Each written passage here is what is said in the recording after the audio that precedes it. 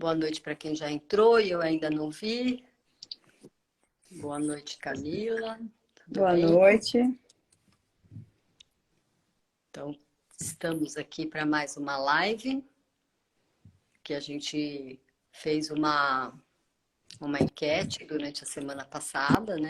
Pedindo às pessoas para sugerirem temas. E aí vieram as perguntas variadas, mas que todas estavam embasadas num único lugar, né? Que acabou sendo, então, o tema da nossa live de hoje. Fala aí, Camila, como é que ficou o tema da live, que eu não... A gente vai falar sobre estrutura física humana e funcionalidade, né? Então, por que é tão importante a gente entender como a gente funciona para poder se preservar? Uhum. Então, vamos lá. Só um comentário, né? Às vezes tem gente que mandou alguma dúvida e fala, mas essa não foi a minha dúvida. Mas, por exemplo, teve gente que falou sobre tentar se perceber, como se perceber, se tá torto, se tá torto ou não, né? Segundo a palavra da pessoa. Teve gente que perguntou sobre dor no joelho, enfim, então todos esses temas eles estão relacionados com esse tema geral que a gente apresentou, tá? Então a gente espera que a gente possa responder essas perguntas. E pode interagir no chat, a gente vai deixar um momento da live para que a gente também responda novas dúvidas. Então, a gente pensou na organização da live da seguinte forma: uns 15 minutos explicando um pouco a respeito da estrutura humana a partir do esqueleto, né, que é uma das referências que nos ajudam a nos entender como a gente pode se movimentar, né? Aí, a partir dessa explanação que o Zé vai fazer, a gente vai trazer, então, a relação com as perguntas que foram enviadas e, depois disso, a gente abre para mais algumas perguntas, tá? Eu vou deixar o Zé e eu vou ficar cuidando das perguntas que as pessoas vão, que eu vou para o computador e aí eu consigo ver maior e fica mais fácil para eu anotar as perguntas que as pessoas fazem, tá bom? Daqui a pouco, na hora que... não, precisa ajudar o Zé com o esqueleto, porque eu acho que senão... Fica tranquila, Cá, eu e a Cia, a gente tá de olho aqui. Então, tá Não, bom. com o esqueleto, ela Né? falou. Então, só do esqueleto, eu vou ter que botar numa posição mais alta, né? Para poder ver o esqueleto. Deixa eu ver. O ruim é... Tá bom assim? Tá. Tá até a pelve, tá, gente? Tá vendo? Tá. Então, eu vou botar mais longe, só que eu acredito que mais longe Eu acho que possa aí ser tá, que no máximo aí tá bom, Cá, o senão... detalhe vai perder, né? Isso. E eu não Então, vamos... sei o som também, né? Eu acho que O som. eu acho que é melhor deixar um pouquinho mais perto. Se o Zé for falar de joelho, quadril, ele flexiona aí o... Qual é o Então, vocês... nome dele? Tem nome? O Hugo? Ele é o Hugo. Hugo. É. Ai, como é que a gente faz para ver o que está vendo? Sem olhar? Vem um pouquinho mais longe, que tá sem testa, o Hugo, só com a caixa torácica. Sim? Isso. Zé, segura aqui um pouquinho, que eu vou fazer uma coisa. Eu vou pegar o... Só cuidado que... Pessoal, a gente pede desculpa que são coisas que acontecem no ao vivo.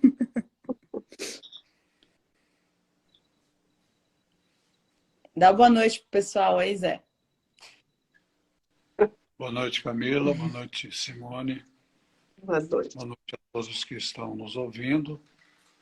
Essa live tem por objetivo esclarecer algumas dúvidas que foram colocadas por nossos alunos e também colocar as estratégias que nós utilizamos para que as pessoas consigam entender um pouco mais a respeito da estrutura física humana.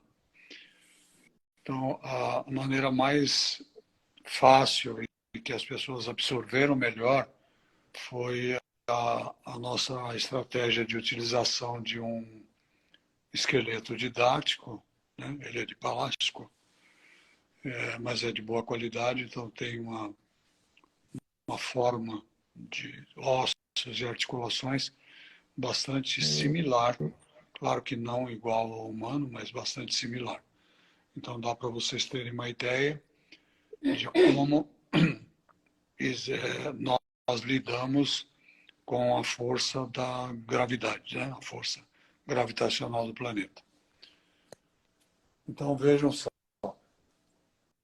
na nossa opinião, é necessário considerar dois aspectos interessantes no sentido de eficiência humana em relação à força da gravidade. Então, nós temos as articulações que sustentam o peso, então, todas as articulações da coluna, a pelve, as articulações da perna com o quadril. Mostra para poder ficar mais claro. Aponta. Estou com a mão aqui, se você conseguir pegar. Então, Tô vendo. abaixa a câmera, cá. Tá? Então, dos pés à cabeça, as únicas articulações que não sustentam peso são as articulações que, em linguagem comum, nós chamamos de ombro. Okay? Então, notem que a clavícula, a escápula, o húmero, o rádio, a unha e a mão, que são os ossos que compõem essa cintura escapular, funcionam sobre tensão. Então, os braços estão, numa linguagem simples, pendurados nos ombros.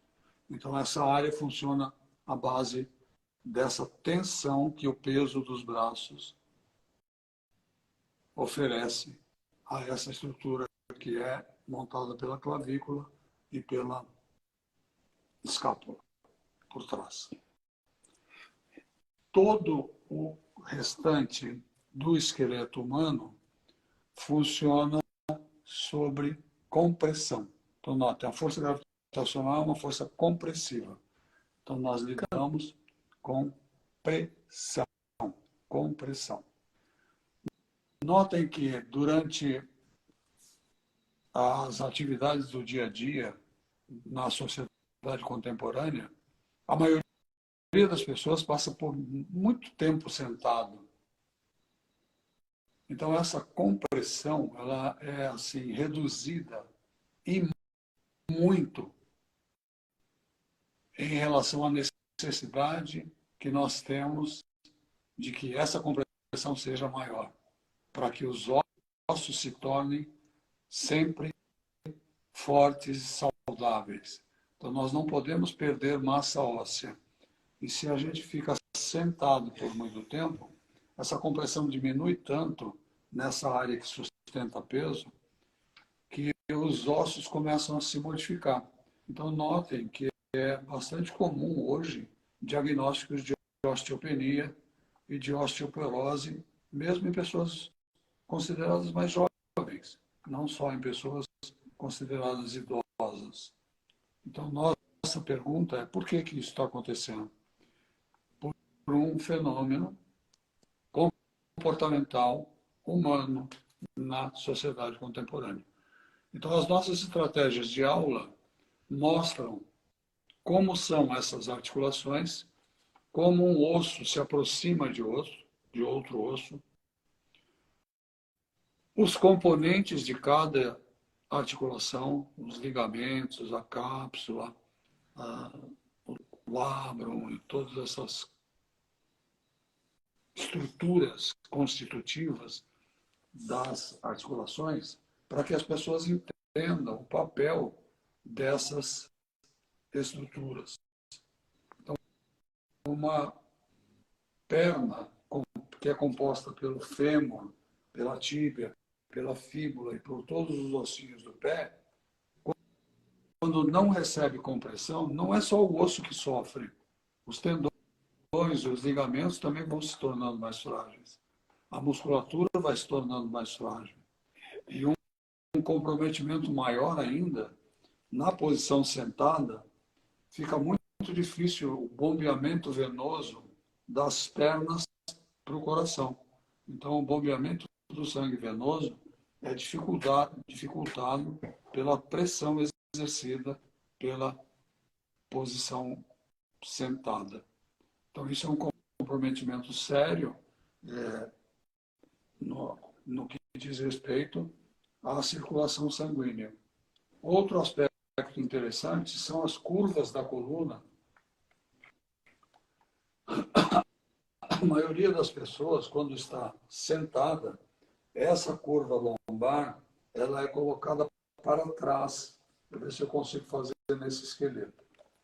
Ela é colocada nessa posição. A curva nesse sentido. Quando a curva neutra e funcional dessa área é para frente. Então, nós temos uma curva com concavidade anterior, né?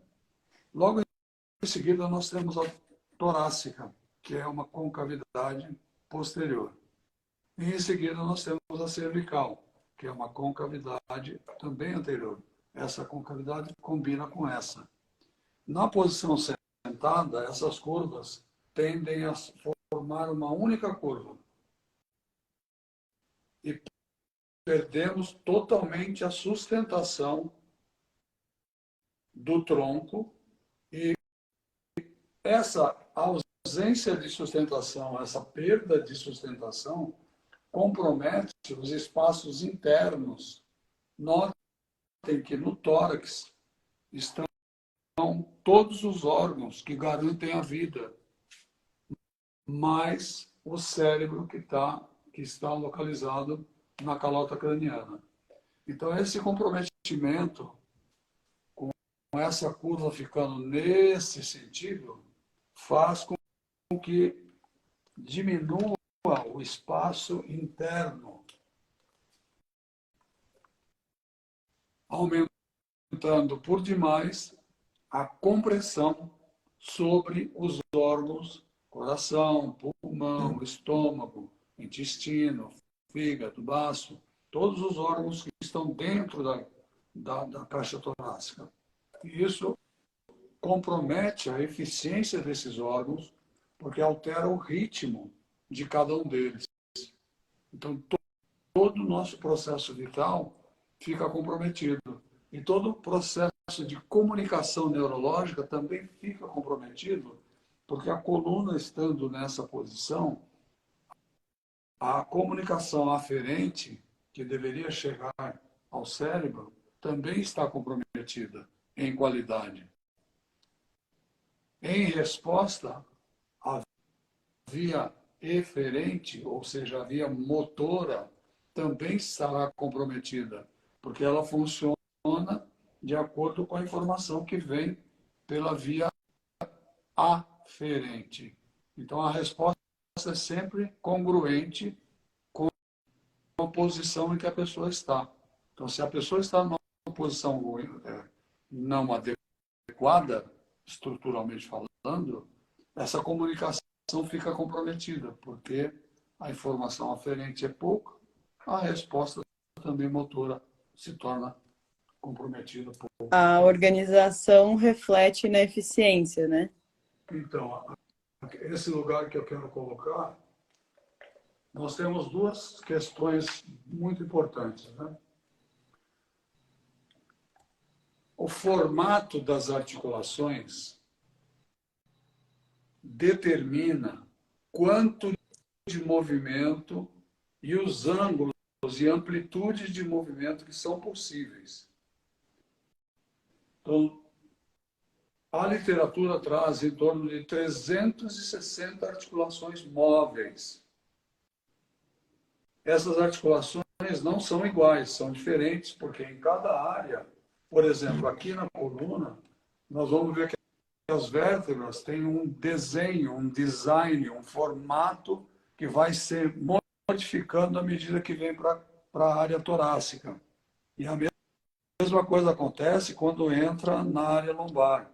E aí também temos o mesmo fenômeno na área sacral. Então, essas Essas articulações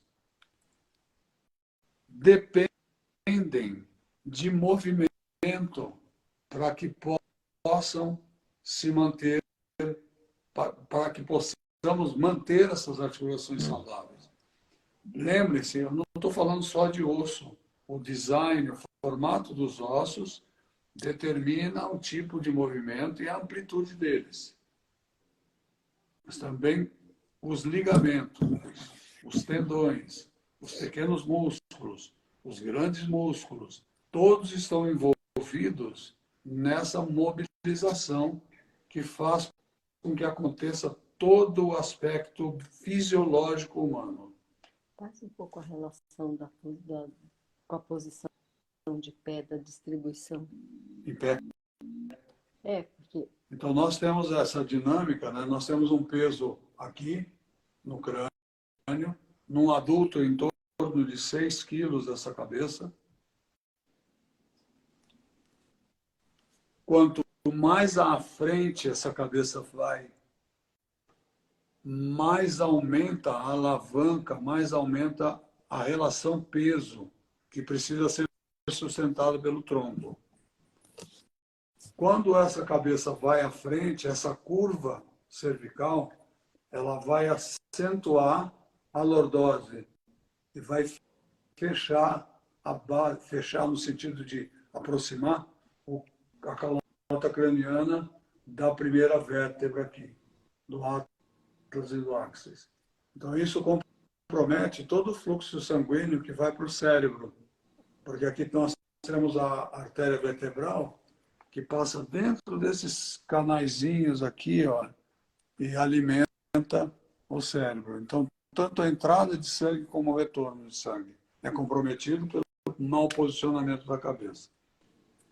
O peso do tronco e o peso da cabeça deveria passar pela pelve, que é uma área onde temos grandes massas musculares e a nossa grande área de força, para que esse peso fosse projetado para baixo, se a pessoa está de pé, para os pés. Então, nós temos, numa pessoa em pé, a expectativa de que exista 50% de peso, cabeça, tronco, coxa, perna, sobre os pés. 50% no direito, 50% no esquerdo. Então, essa dinâmica toda fica extremamente comprometida quando nós estamos parados, sentados, ou mesmo em pé. Como uma posição, fala dessa posição de projeção.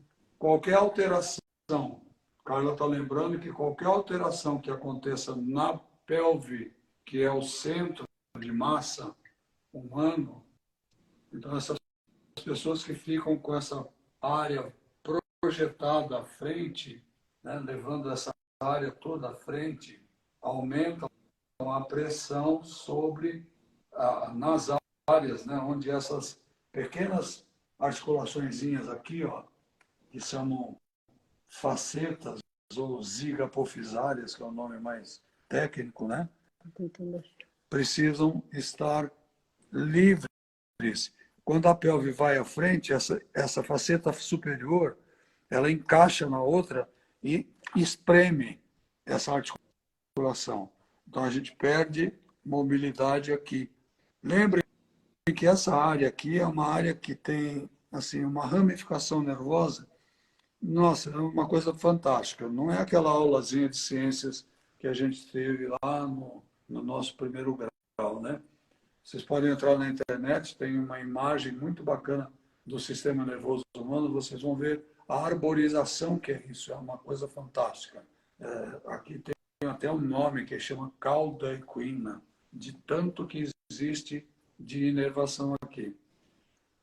As pessoas não têm ideia de, por exemplo, onde está o fêmur em relação à pelve, né? Então, normalmente, as pessoas, quando eu pergunto onde está o fêmur, as pessoas apontam aqui, que é na lateral.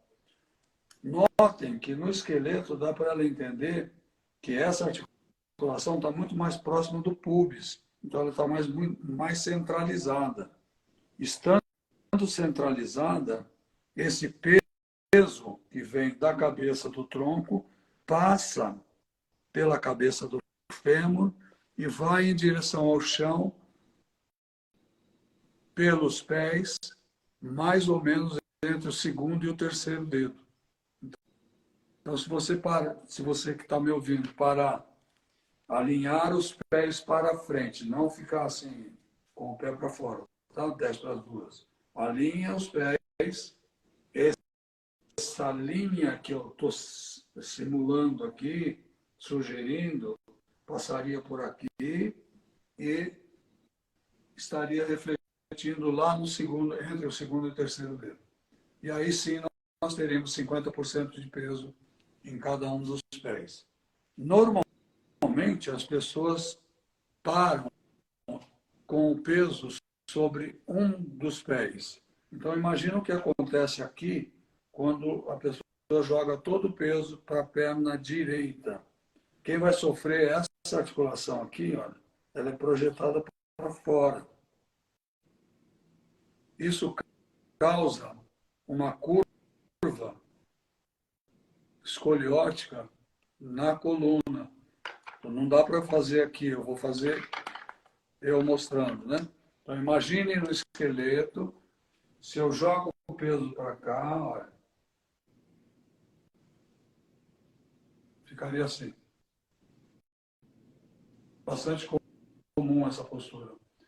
E uma coisa importante é considerar que esses hábitos posturais, eles se repetem de forma inconsciente durante todo o dia. Então, normalmente a pessoa vai estar de pé e vai estar sobre uma das pernas, criando essa dinâmica de curvas comprometedora, porque sai da posição neutra e a distribuição de peso não chega nos pés. Um outro comprometimento que nós temos encontrado também, ele é uma característica, segundo a literatura, muito mais feminina do que masculina, mas eu tenho encontrado também no masculino, é a hiperextensão do joelho. Então, a pessoa projeta o joelho para trás. Fica de lado. Né? Eu vou ficar de lado desse Não, cara. fica lá. Aqui dá? Então, ficar de lado. Em mim não dá para fazer a hiperextensão. Levanta o short. Vai muito para trás essa perna, né? Então, quando há hiperextensão, também há uma hiperlordose. Para compensar, a pessoa colapsa em cima. Então, nós temos encontrado diferentes organizações nas pessoas que fazem com que essa hiperextensão dos joelhos aconteça. Então, notem que a gente está falando de distribuição de peso. Essa distribuição de peso da cabeça, do tronco, da pelve, é que mantém essa área toda que sustenta peso saudável, porque os ossos, os ligamentos, os tendões, os músculos precisam dessa compressão, desse peso, dessa sustentação de peso, para que haja uma renovação óssea. É assustador, estatisticamente, o número de diagnósticos de osteopenia atualmente. Sempre tem um fenômeno sociocultural, sociocomportamental envolvido nesse diagnóstico de osteopenia. E o mais drástico, né, mais à frente, que seria a osteoporose.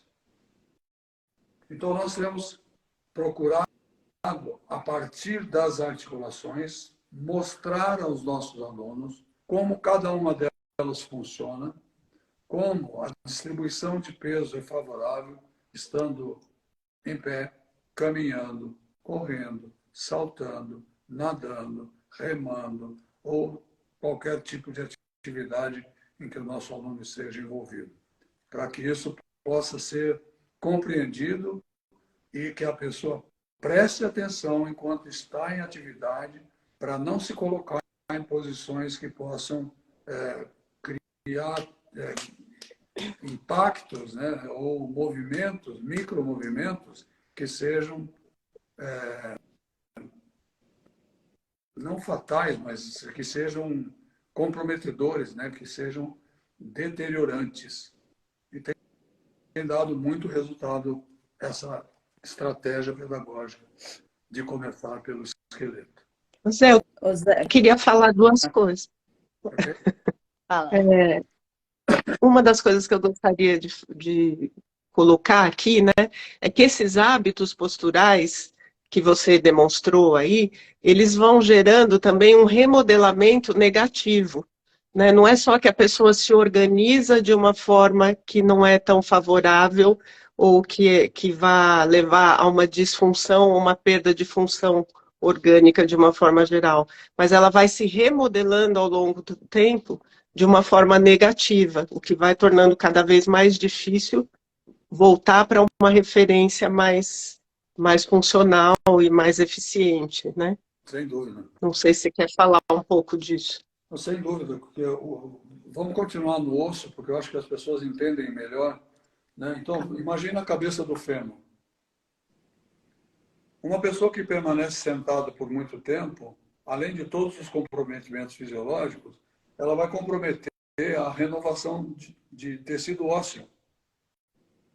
E a cabeça do fêmur vai ficar frágil, porque a demanda de sustentação de peso não está sendo atendida o suficiente para que isso se torne forte e saudável. Para ficar saudável, precisa andar, precisa correr, precisa pular, para que essa força, desse impacto que o peso propicia, ative o ambiente celular para renovar esse osso de forma forte e saudável. Como a Simone colocou, não havendo essas situações de impacto, o osso se renova, só que se renova para frágil, mais fraco, favorecendo a osteopenia e favorecendo a osteoporose. Isso em todas as articulações que sustentam o peso. Obrigado, Simone. E eu Camila Zé, quer falar? não, porque em dado momento ele se relacionou à questão do impacto como uma coisa negativa. E agora, com o comentário da Simone, ele também comentou sobre o impacto, só que no caso de uma maneira positiva. Você pode deixar isso um pouco mais claro, Zé? Posso sim. Por exemplo, os exemplos que a gente vai colocando pedagogicamente, estrategicamente com os nossos alunos, faz com que ele compreenda, por exemplo, quando uma pessoa está caminhando num piso plano, ela lida com uma força de impacto de uma vez o seu próprio peso. À medida que ela vai acelerando, a velocidade da caminhada vai passando para 1,5, 2, e numa corrida de alta velocidade, isso só grandes atletas conseguem, chega a 4, 5 vezes ou mais a força de impacto em cada passada. Então, notem Do próprio peso, né? sempre, a força de impacto é considerar o próprio peso. Quando eu piso, eu crio uma onda de choque no pé, e essa onda de choque se propaga por toda a estrutura óssea, muscular, tendinosa, todos os ossos, todos pela os tecidos. massa viva, pela matéria viva, não é só no osso. Então, essa onda de choque que se propaga é a comunicação que a célula precisa, as células ósseas precisam, as células musculares precisam, as células do tendãozinho precisam, do ligamento precisa, de toda a nossa estrutura precisam para construir tecido compatível com essa onda de choque. Agora, nós precisamos tomar cuidado também para deixar muito claro para o aluno que choque demais também arrebenta. E tem que ter uma progressão também. Nós temos um limite de resiliência na matéria viva. Então, como é que a gente distribui isso nas aulas? Progressivamente, nós vamos levando o nosso aluno a entender como, a partir da caminhada, o trote, a corrida, pequenos saltos, saltos maiores, até chegar em saltos em profundidade. Então, é todo um processo que demora, às vezes, anos, 1, 2 anos, 3. 3 anos, para que a gente consiga que esse aluno vá se reconstruindo fisicamente, estruturalmente, de maneira positiva. Ok? Ô Zé, você falou várias posições, vários hábitos que seriam negativos e que seriam estruturalmente prejudicial. Você pode contar alguma referência, algum jeito que a pessoa tem de se posicionar bem, seja em pé ou sentada, escolher uma referência para a pessoa se posicionar bem, para quem não conhece nosso trabalho ainda? Sim, a questão da posição sentada é a que mais me preocupa enquanto aula, né, de orientação aos nossos alunos, porque realmente é uma posição totalmente desfavorável para nós. Então, nós temos que resolver essa parada, compensar essas horas que as pessoas ficam sentadas. Não existe uma posição sentada e falar, ó, bacana, você vai aprender a sentar bacana e você vai ficar safo, né? Você não vai ter problema de coluna, você não vai ter problema de quadril, você não vai ter dor em lugar nenhum, porque você sentando direitinho, você vai distribuir o peso e não vai se machucar. Vai se machucar.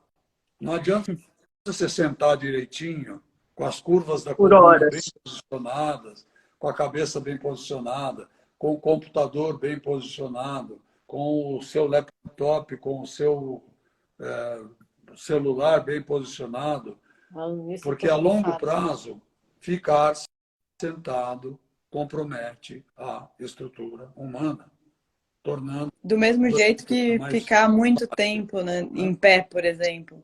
Ficar parado, né, no geral. ficar Ficar Parado. parado né? numa posição Então, nós só, né? temos toda essa distribuição de peso que se torna favorável depois que o aluno entende. Agora, nós temos enfatizado bastante com o nosso aluno, não fique parado, não pode ficar parado. Ficar parado é o problema. Então, nós temos que resolver isso de alguma forma para preservar os nossos alunos. E eles estão compreendendo. Então, pessoas que trabalham sentadas passaram a trabalhar em pé. Pessoas que trabalham em pé procuram se movimentar de 15 em 15 minutos, dentro da disponibilidade de agenda que ele tem, de compromisso que ele tem. Então, são situações que a gente vai criando para atender cada um dos alunos, porque cada um é cada um. Né? Nós não temos uma receita pronta para ninguém. Acho que agora seria interessante, se você puder, fazer a relação com as perguntas, Camila também, que eu estou aqui, eu tô aqui segurando o celular. Se você quiser pôr, Carla, agora não... Chega, já posso tirar aqui do... acho que o Zé, não sei se ele vai explicar muito mais usando o esqueleto. Não, esqueleto não. Vai lá, senta lá. Tinha algumas perguntas específicas, né? Por exemplo, por que o joelho desgasta no treino? Então, eu acho que essa pergunta é bastante interessante e bastante recorrente, né? Uhum. Nossa, eu conversando com amigos que são da ortopedia, o número de diagnósticos de lesões que acontecem em joelho aumentaram assim absurdamente, né? Porque o joelho não é uma articulação de força. Então as pessoas, por exemplo, durante uma corrida, se essa pessoa não dá a passada de acordo com a sua altura, com o ritmo de corrida que ela está fazendo, com essa coisa de só usar tênis com salto, nós temos uma série de agravantes que surge durante a corrida, em que ao invés dessa força de impacto da passada se propagar através da estrutura, ela para no joelho, para na lombar, ou para na cervical. Então, são esses pontos de convergência, de força, que vão acabando a longo prazo ou a médio prazo, às vezes até num posicionamento, numa velocidade relativamente grande, pode lesar um ligamento cruzado ou um ligamento do joelho. Ô, Zé, e na verdade não precisa nem falar da corrida em si, né? Acho que uma própria caminhada já é o suficiente, dependendo de como a pessoa está estruturalmente, de como ela se organiza, de como está essa eficiência para gerar todo esse desgaste, né? Então, Camila, nós estamos considerando nas aulas também uma coisa interessante. A maioria das pessoas, quando pensam caminhar, elas caminham no piso plano. Não tem variação de piso. Então, isso é comprometedor, porque no piso plano, a sincronização das articulações do pé, da perna, com a coxa, com o quadril, deveriam passar para a coluna. No piso plano não passa. Porque a articulação vai estar sendo utilizada, ativada, melhor, não utilizada, ativada, sempre no mesmo ângulo, sempre na mesma amplitude. Porque o ambiente, o terreno é o mesmo, né? O terreno, por isso que eu citei o piso plano. Normalmente piso plano e feito pelo homem, né? Asfaltado. Calçada, asfalto, enfim. Então, nós temos orientado os nossos alunos para variar o máximo possível o piso. Então, se podem ir para um parque que caminhe na grama, não vai ser multado, não, tá? Na terra, no meio-fio, na calçada, enfim, que mudem de direção constantemente para utilizar essa mudança de piso como referência importante. Eu acho que é.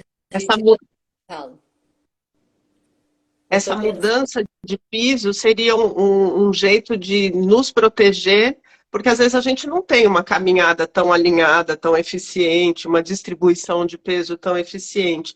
Então, o fato de variar e não ficar repetindo o mesmo ângulo teria um efeito de proteger esses desgastes.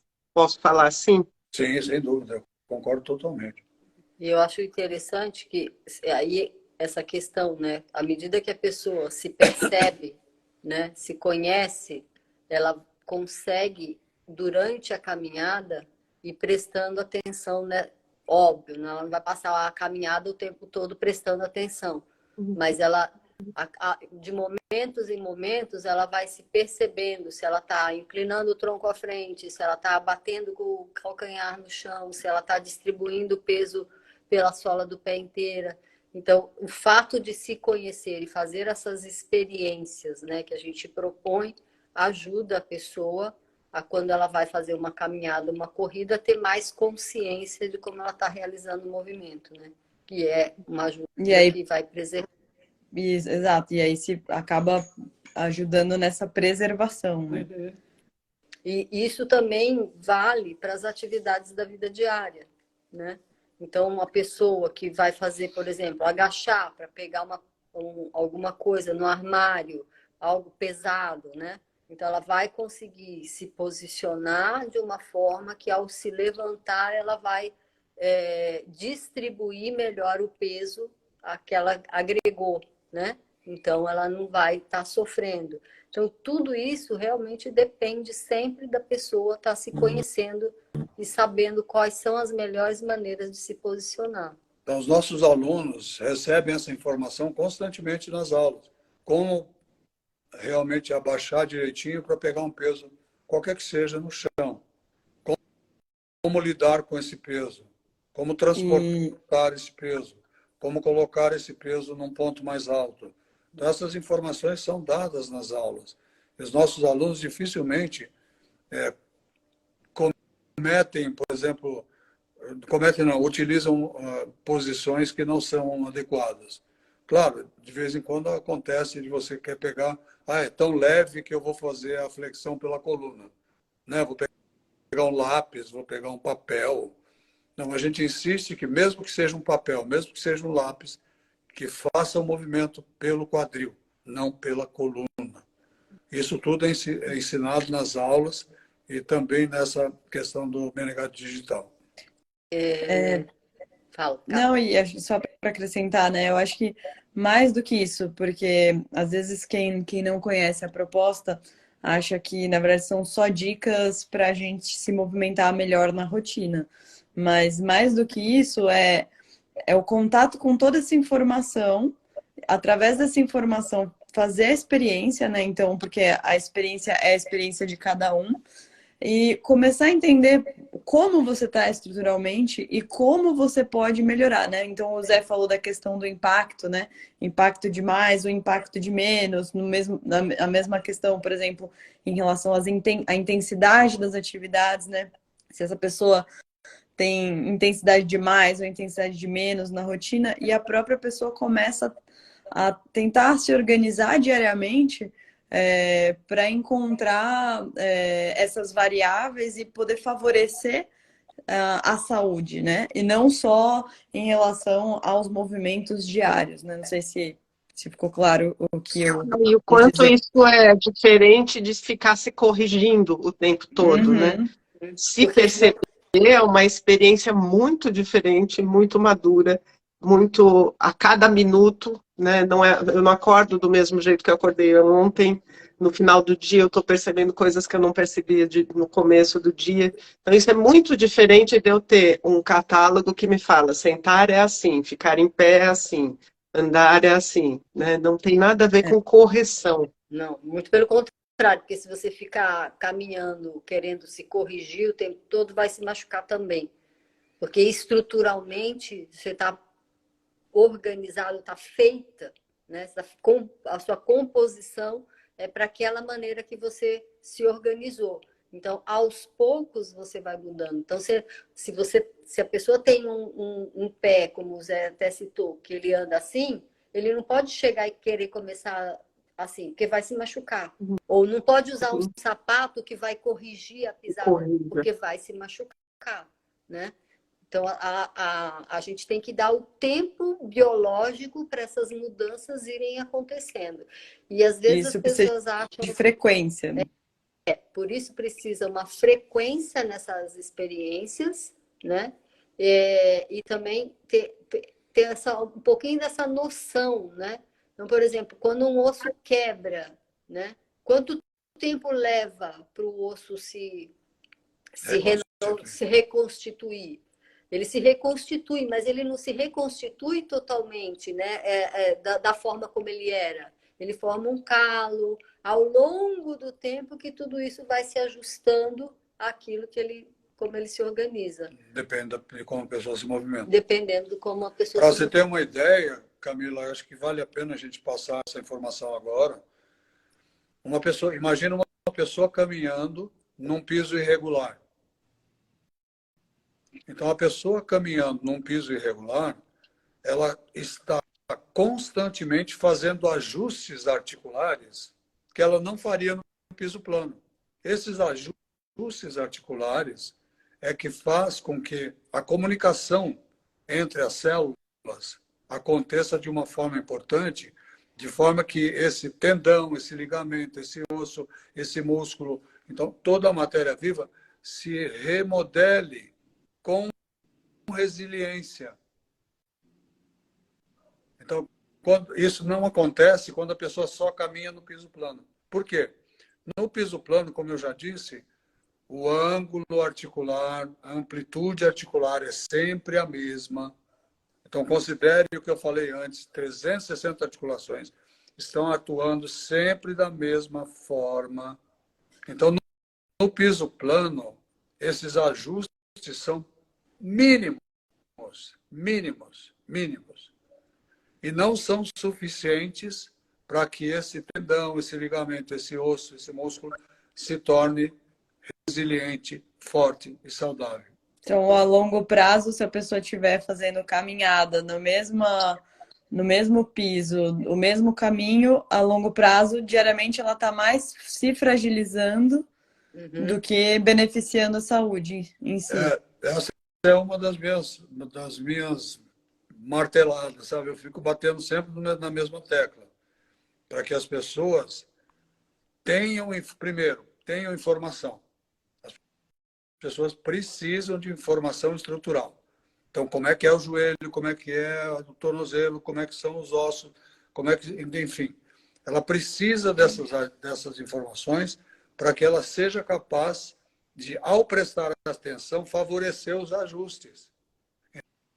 Então, nossas aulas vão levar a pessoa gradativamente a ter uma coordenação melhor, uma força maior disponível, sabe, uma flexibilidade maior, uma resiliência maior, entendeu? Para que ela seja capaz de fazer ajustes em qualquer situação que ela tiver. Pô, descendo de um ônibus, descendo do carro, subindo uma escada, descendo uma escada, apanhando algo no armário da cozinha embaixo, entendeu?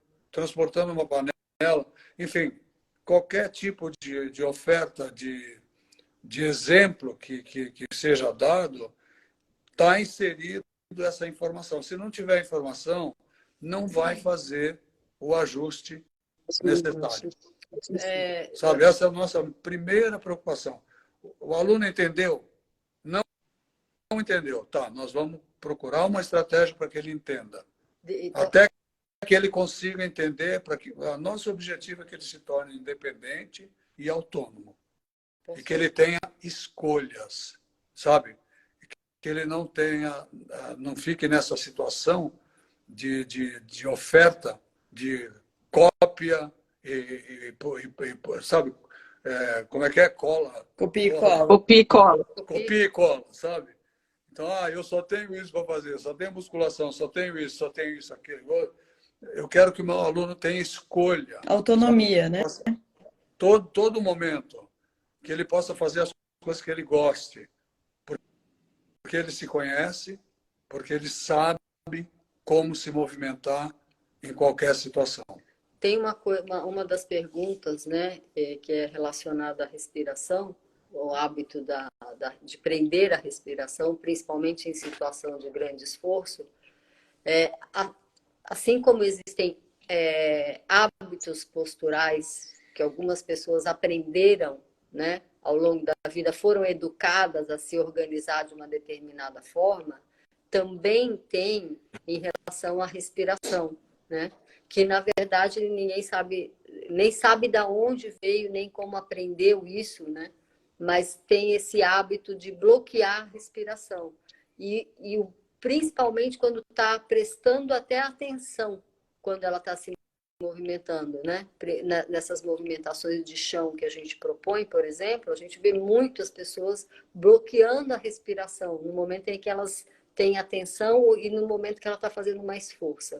E fisiologicamente, isso não é a melhor opção, né? Porque E lembrar que na nossa aula a gente está mostrando isso é um hábito. é um hábito. Simplesmente um hábito. Que dá para modificar. Presta atenção e modifica, sabe? Então, os hábitos, quando é desse tipo, né? Eles são mais, assim, eles têm que mudar e demandam a atenção da pessoa. Mas é possível mudá-lo. Mas é possível mudar, exato. Eu insisto nisso. Em primeiro plano, a pessoa quer. Ou é que ela quer alguma coisa pronta? Se ela quer, a gente dá a informação. Ela tendo a informação, ela é independente, autônoma, inteligente o suficiente para modificar hábitos de uma forma assim, bastante simples. O grande problema que nós enfrentamos nas nossas aulas, principalmente com alunos novos, é que as pessoas vêm dessa maneira de entender exercício. Então, a pessoa não tem informação nenhuma, tem informação sobre exercício. Então, ela não tem informação sobre ela, naquele momento, fazendo aquela quantidade de força ou se deslocando, se movimentando daquele jeito. Não tem informação. A palavra que eu queria lembrar, Camila, é copia e replica, entendeu? É o que tem na nossa sociedade. Então, nós estamos querendo sair desse lugar, porque eu acredito na inteligência humana. Eu acredito que as pessoas são capazes de se voltar para essa informação vital, que é se conhecer melhor, que é se perceber melhor. E só exige um pouco de atenção e modificação na maneira de pensar, porque a nossa sociedade está vinculada a um processo cognitivo, intelectual, e a experiência física de movimento não é levada em conta. É como se a gente tivesse um corpo, sabe, uma estrutura que deveria funcionar bem o tempo todo. E, de repente, dá pane. E dá pane aonde? Não dá pane no cognitivo só, dá pane na estrutura. Então, nós temos como meta, como objetivo, levar as pessoas a entender essa estrutura física. Isso é educação física, na minha maneira de pensar. Educação física não é ensinar esporte, não é ensinar atividade competitiva. Educação física, na minha maneira de pensar, é ensinar as pessoas a respeito de si, para que elas, volto a dizer, se tornem independentes, autônomas e tenham escolha nas atividades que elas pretendem ou gostam de fazer. E aí, eu acho que cabe agora a gente falar um pouquinho do Menegate Digital, né? Que foi É uma das razões, né? Uma das razões que a gente tem, que a gente organizou esse projeto, né? Vem um pouquinho mais para casa, para você não ficar só com meio rosto. Uma das razões que a gente organizou o projeto foi exatamente, a gente já falou aqui, né, do Menegate Digital, que foi a questão da pandemia, né? E o poder chegar para mais pessoas, né? A gente sabe que tem pessoas que estão querendo o nosso trabalho, conhecer o nosso trabalho, ter a experiência da proposta educativa Menegate, só que a gente não está em todos os lugares, né? A gente não está em todas as cidades do Brasil. Então, isso se tornou possível através desse projeto do Menegate Digital, né? Então, a gente vem com essa experiência das aulas presenciais e tornou elas de uma forma acessível às pessoas que não podem estar presencialmente conosco, né?